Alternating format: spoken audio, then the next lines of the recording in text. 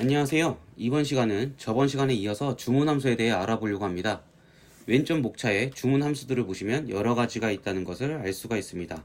여기서 이 네 가지는 하나씩 클릭하셔서 세부 내용을 꼭 확인해 보시기 바랍니다. 모든 항목을 같이 공부해 보려고 했으나 이전 시간과 중복되는 내용이 많아 넘어가는 부분이지만 현물 매매를 하는 입장에서는 바이와 엑시트롱 이 두 가지에 대해서는 꼭 이해를 하셔야 합니다. 그리고 바로 하단에 주문 예약어 이 네 가지에 대해서도 이전 시간에 설명을 해드렸었습니다. 이 네 가지에 대해서도 하나하나 클릭하셔서 세부 내용을 꼭 확인해 보시기 바랍니다. 이제 나머지 주문 함수에 대해 같이 공부해 보도록 하겠습니다. 먼저 set stop end of day입니다. 설명을 보시면 당일 청산이라고 적혀 있습니다. 다음 칸을 보시면 매개 변수로 시간을 정해주는 것을 알 수가 있습니다. 즉 매개 변수로 지정해 놓은 시간이 되면 갖고 있던 물량을 청산하라는 의미라는 것을 알 수가 있습니다. if then 제어문을 통해 해당 액션을 취해도 되지만 간단하게 이 함수 하나만 적어 놓으시면 바로 실행이 되니 수식을 읽는 컴퓨터 입장이나 작성을 하는 우리들 입장 모두 월등히 간편해지는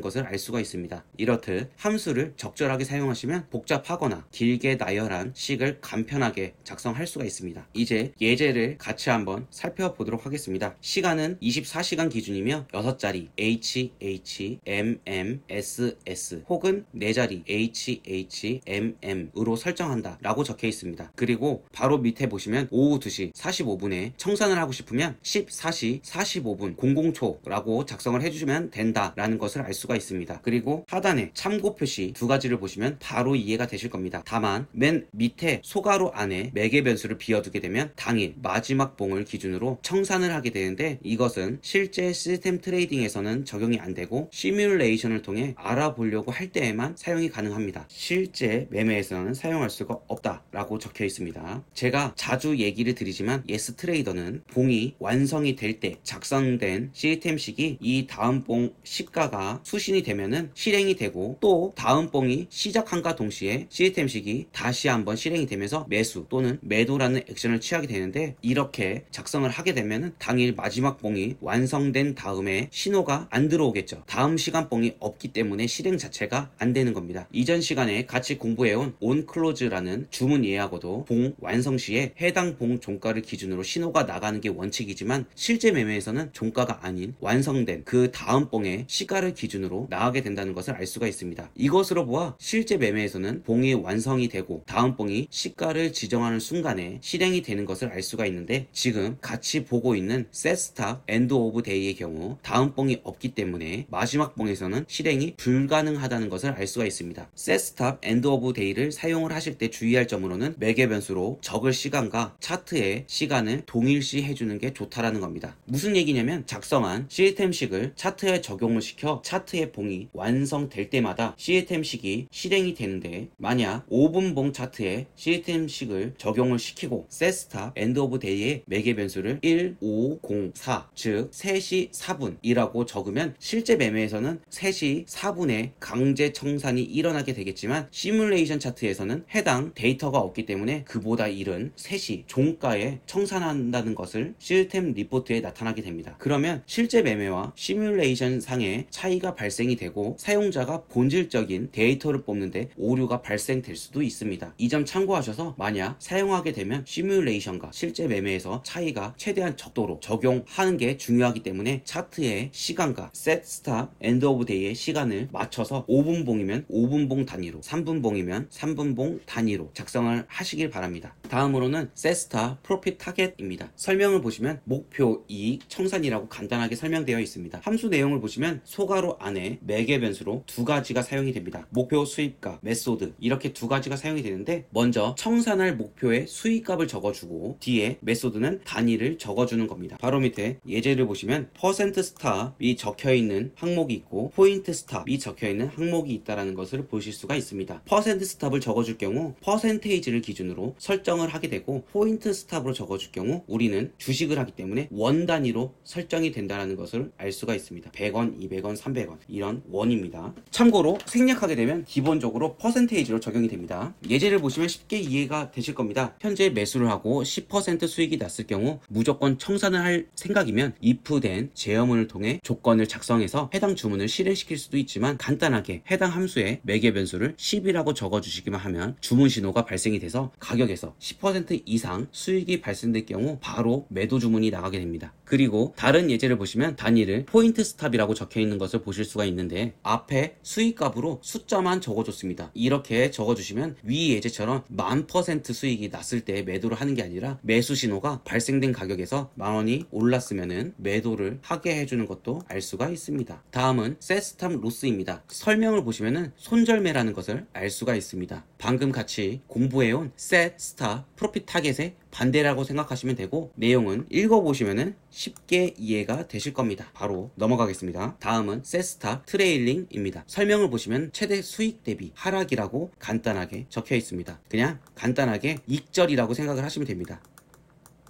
바로 밑에 매개 변수를 보시면은 수익 감소값, 최소 수익값, 그리고 두 가지 메소드 값이 사용이 되는 것을 보실 수가 있습니다. 첫 번째 메소드는 어떤 단위로 사용할지 선택하는 부분이고 생략을 하게 되면 기본적으로 퍼센테이지로 설정을 하게 되고 두 번째 메소드는 0 또는 1을 사용할 수가 있는데 생략하게 되면 기본적으로 0이 설정되게 됩니다. 0을 사용하게 되면 진입 후 최고 가격과 진입 가격의 차이를 구한 후 해당 차이를 기준으로 사용을 하게 되고 1을 사용하게 되면 진입 후 최고 가격을 기준으로 사용하게 됩니다. 예를 들자면 만약 2%를 하락을 할 때 매도하라고 작성을 하려고 하면 진입 신호 가격이 10,000원이고 이후 최고 가격은 12,000원이라고 했을 때 두 번째 메소드를 0으로 작성을 하거나 생략할 경우에는 두 가격의 차이인 2,000원을 기준으로 2% 즉 40원을 하락을 할 때 익절매를 하라는 신호가 발생이 되는 겁니다. 두 번째 메소드를 1로 작성할 경우 최고 가격인 12,000원에서 2%를 구하면 240원이 나오게 되는데 240원을 하락할 때 익절매를 하라는 신호가 발생이 됩니다. 이해가 되시나요? 예제 내용 중 마지막 참고 표시에 적은 내용은 이해를 하지 못할 경우 큰 문제가 발생될 수도 있으니 꼭 읽어보시기 바랍니다. 해당 함수는 실전 매매를 하게 되면 모든 데이터를 이용해서 강제 청산이 일어나도록 적용이 되는데 시뮬레이션에서는 4가지 값인 시가, 고가, 저가, 종가 4가지 데이터만 갖고 가상의 매매 시뮬레이션을 사용하기 때문에 자칫 실제 매매와 큰 차이를 보일 수가 있습니다. 해당 내용은 나중에 자세히 같이 공부해 보도록 하겠습니다. 다음으로는 셋스탑 인 액티비티입니다. 설명을 보시면 최소 가격 변화라고 적혀 있습니다. 함수를 보시면 매개 변수에 최소 가격, 기간, 메소드 이렇게 3가지가 있는 것을 알 수가 있습니다. 메소드는 퍼센트 스탑과 포인트 스탑 이렇게 두 가지를 작성할 수가 있고 생략을 하게 되면 기본적으로 퍼센트 스탑으로 설정이 됩니다. 예제를 보시면 쉽게 이해가 되실 겁니다. 셋스탑 인 액티비티 뒤에 소괄호 안에 2와 5를 적고 다음으로는 퍼센트 스탑으로 적어줬습니다. 퍼센트 스탑은 생략해도 무관하니 생략하셔도 상관이 없습니다. 해당 설명을 보시면 매수를 한 후 5봉 안에 2% 이상의 가격 상승이나 가격 하락이 없으면 매도한다 라고 적혀 있습니다. 매수를 진입을 했는데 횡보를 할 경우 기회 손실을 방지할 수 있는 강제 청산 함수입니다. 시스템 식 조건이 만족을 하고 매수를 한다는 것은 이후 상승을 할 거라는 예상 하에 매수를 하게 되는데 이후 기대와 다르게 상승을 하는 게 아니라 하락을 한다든지 아니면은 횡보를 한다든지 이렇게 생각과 다르게 움직인다면 빠르게 빠져나올 때가 나을 수도 있습니다. 그럴 때 사용할 수가 있는 게 해당 주문 함수입니다. 예제에서는 2를 작성을 했고 단위는 퍼센트를 작성했기 때문에 2% 위아래로 움직임이 없을 경우 강제 청산이 되는 것입니다. 두 번째 매개 변수는 기간입니다. 여기에서는 5를 작성했기 때문에 매수 진입을 한 후 다음 봉으로부터 5봉이 생성되는 동안 해당 청산식이 실행이 되고 강제 청산을 할지 안 할지를 결정하게 됩니다. 이렇게 주문 함수 5개에 대해서 같이 공부를 해봤습니다. 다음으로 셋스탑 포지션과 셋스탑 콘트랙트가 있는데 크게 사용되는 부분이 아니라고 생각이 되기 때문에 생략을 하겠습니다. 그래도 필요할 수도 있으니 한번 들어가서 읽어보시기 바랍니다. 이전 시간에 이어서 주문 함수에 대해서 알아봤습니다. 주문 함수는 시스템 트레이딩에 있어서 과정이 아닌 액션, 즉 행동에 해당하는 부분이라고 생각을 합니다. 꼭 이해를 하시고 넘어가시기 바랍니다. 다음 시간에 뵙겠습니다. 감사합니다.